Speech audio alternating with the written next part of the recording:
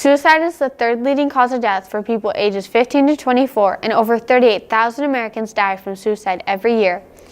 Kingsley School District recently lost their third student to suicide in the last 8 months. The 3 recent deaths have affected the community and become so well known that even the Washington Post featured a story. We spoke to Kingsley's superintendent about how the suicides are affecting the community and asked other school and community stakeholders how they are dealing with the issue of teen depression and suicide. You know, the death of any student is very tragic. To have 3 of them in an 8-month time period has just been devastating. The toll that it takes on the students and staff, the culture, the morale. The kids are still hurting from things that happened almost a year ago.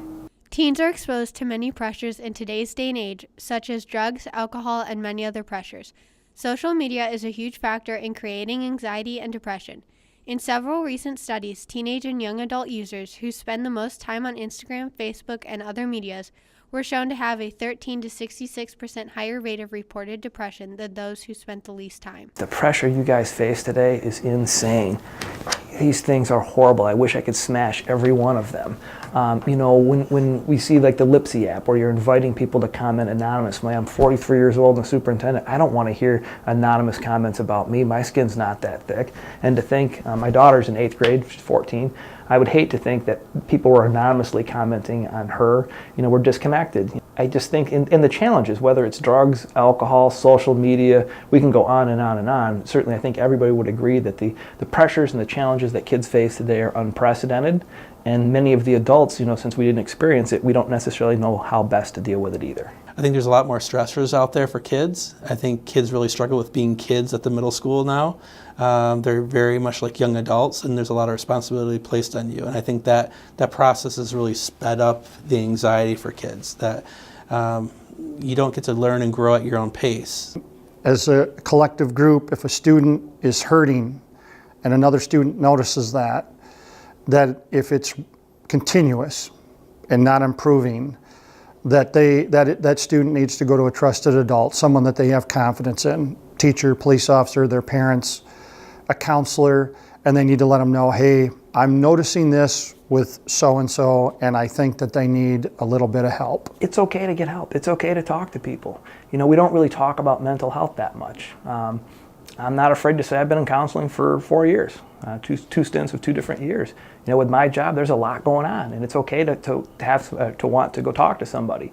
But people need to understand that just like we take care of our bodies by going to the gym and exercising, or we take care of our car, we get an oil change. It's okay to kind of get a mental health tune-up and go talk to people.